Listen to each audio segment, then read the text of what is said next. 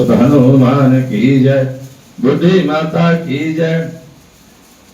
परम सत्य कल्याण की भागी आत्माओं, माताओं, बहनों, सभी परम प्रिय भक्तजनों, प्रभु प्रेमी सदग्रस्त कह रहे हैं क्या संतों की वाणी है, दिन रंगा नहीं प्रभु रंग में।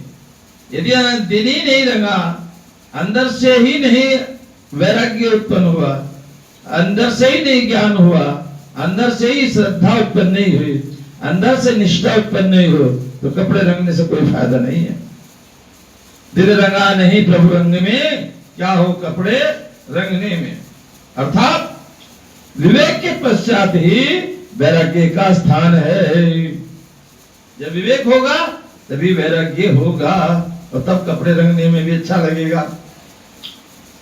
कह रहे विवेक के पश्चात ही वैराग्य का स्थान है, और विवेक द्वारा नित्य को अनित्य से अलग करके जाना जाता है। सच क्या है, झूठ क्या है, जब विवेक होता है तभी तो जानते हैं उसको। अच्छा क्या है, बुरा क्या है, तभी जानते हैं जब विवेक हो जाता है। नित्य को पकड़कर अनित्य को छोड़ना वैराग्य है।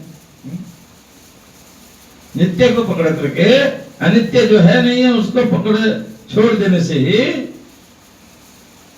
वैराग्य है। अनित्य को छोड़ना पूर्ण हो जाने पर मुक्ति के इतने समीप पहुंचा देता है कि सामान्यता वैराग्य से ही मोक्ष कह दिया जाता है। और जब किसी की ऐसी स्थिति हो जाती है तो लोग उसको कहते हैं ये तो जीवन मुक्त हो चुका है, ये भक्त है।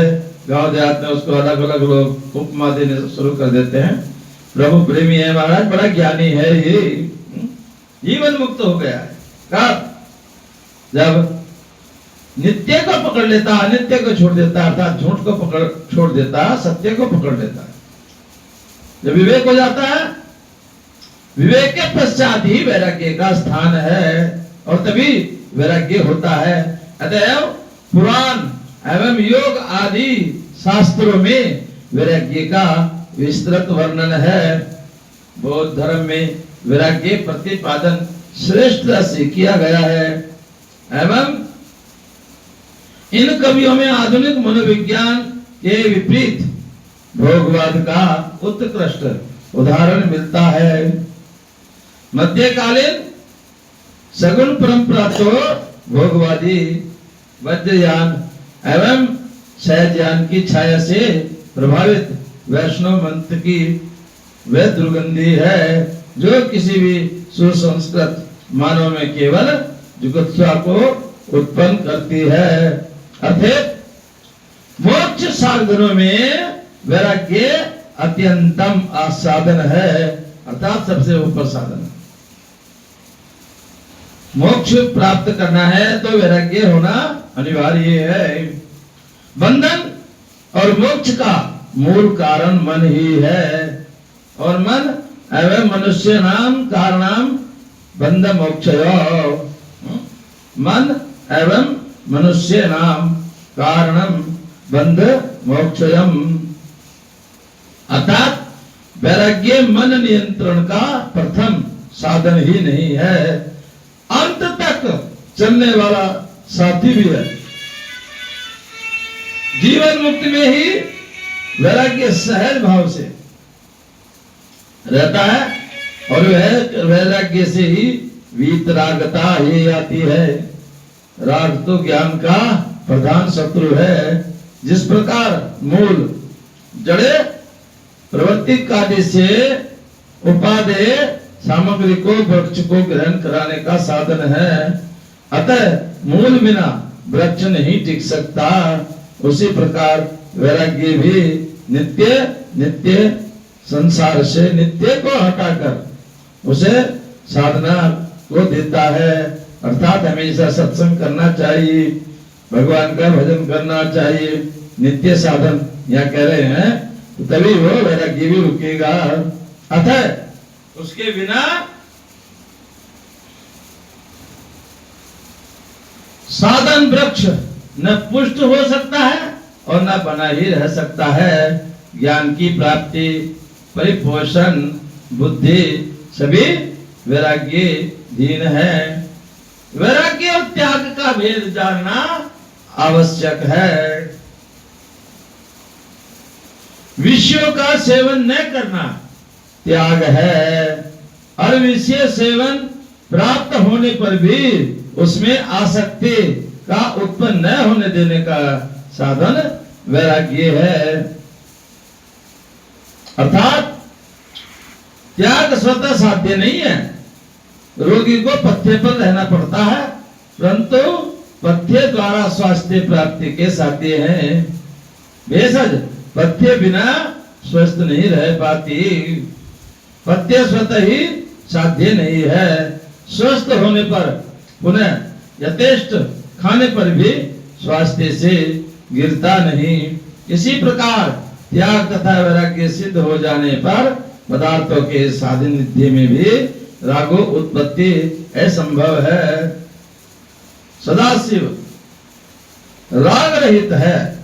राग तो रोग है, केवल पथ्य द्वारा उधर सब कीर्ति ठीक हुई प्रतीति होती है, परंतु वास्तव में रोग दबा रहता है। रोग अंदर अंदर दबा रहता है।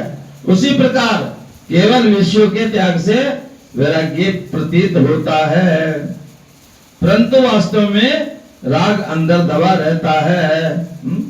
पदार्थ सानिध्य में पुनः प्रकट हो जाता है। आसक्ति निवृत्त करना ही रोग को हटाना है। त्यागी का पतन संभव है, वैराग्यवान का नहीं। जो बड़े बड़े ज्ञानी त्यागी अपने आप में बनते हैं, उनका पतन हो जाना संभव है। लेकिन जो सत्संग में, जो प्रभु के शरण में जिसने अपने आप को अर्पण कर दिया है, समर्पण भाव में जो चला गया, उसका कभी नुकसान नहीं होता, विनाश नहीं होता। वैराग्य प्राप्ति का प्रबल प्रतिबंधक ये अंधविश्वास है कि सुख विषयानुभव से ही होता है। वस्तुतः ज्ञान एवं आनंद विषय के संबंध से उनमें प्रतीत होते हैं जरूर, पर उनमें सर्वथा स्वतंत्र है। मुक्ति में आनंद ही आनंद है और बंधन आनंद की आवृत अवस्था है।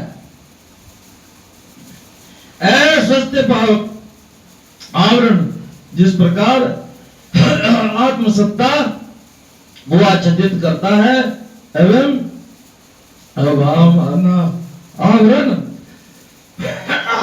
आत्मज्ञान को ढक लेता है, ठीक उसी प्रकार आनंदमा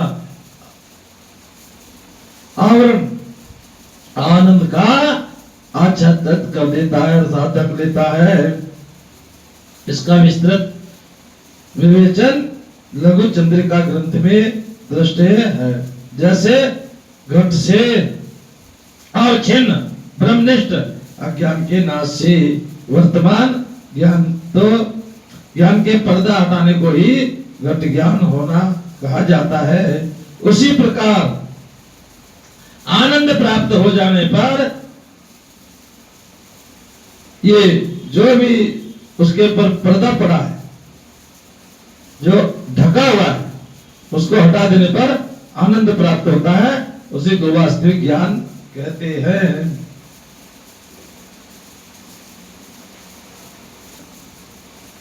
खुल जाना ही घट का आनंद कहा जाता है।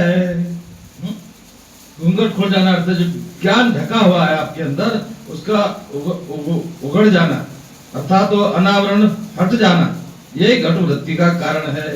इसलिए घट में ज्ञान और आनंद का संबंध प्रतीत होता है। वस्तुतः शिव को छोड़कर आनंद स्वरूप और कुछ भी नहीं है, अर्थात जो भी कुछ है वो शिव है। फिर ध्यान से सुने, वस्तुतः शिव को छोड़कर आनंद स्वरूप और कुछ भी नहीं है। श्रुति का उद्घोष है, विज्ञानानंदम ब्रह्म प्रतिददातु परायणम। भास्कर शंकर भगवत्पाद इसी पर भाष्य करते कहते हैं कि आनंद विषयानुभव में दुख से विद्या रहता है, परंतु यह शांत शिव स्वरूप सीमा रहित परिश्रम के बिना सर्वदा तृप्ति एवं घटी बड़ी से रहित एक ऐसा आनंद है, विषय रहित ज्ञान व आनंद में सुपुष्टि का अनुभव भी प्रमाण है। गहरी नींद में मन और इंद्रियों को न रहने से भी विषय संबंध असंभव है, अर्थात तब भी संबंध बना रहता है। कितनी गहरी नींद में आप सो रहे हो, यदि कोई जोर से आवाज लगाता है तो आप उठ जाते हो, फिर भी उठने पर भी बड़े सुख से सोया कहकर आनंद की स्थिति प्रकट करता है? सोते सोते भी उसको पता चल रहा है कि मैं बड़े आनंद से सो रहा था, मेरे बहुत अच्छी नींद आ रही थी, फिर भी उठने पर वो बड़े सुख से सोया कहकर आनंद की स्थिति प्रकट करता है। तो बाबा जी ना प्रवचन कर रहे हैं। कई मेहनत से मखमल के गद्दे और सेमर की रुई के तकिए सुपुष्टि सुखानुभव के लिए भी बनवाए जाते हैं। आश्चर्य है कि सुपुष्टि में सुख लेकर के भी निर्विषय मोक्ष सुख से हम घबराते हैं। मुक्ति में ये सब नहीं होता। बोलो परमपिता परमेश्वर की जय। अर्थात जो भी कुछ है वो सब शिव है, और शिव को अपने आप को अर्पण करके शिव का मंत्र जाप करना चाहिए, उसी का सत्संग करना चाहिए, उसी से मोक्ष प्राप्त होगी। हरि ओम। आकाशाय पतितोयम यदा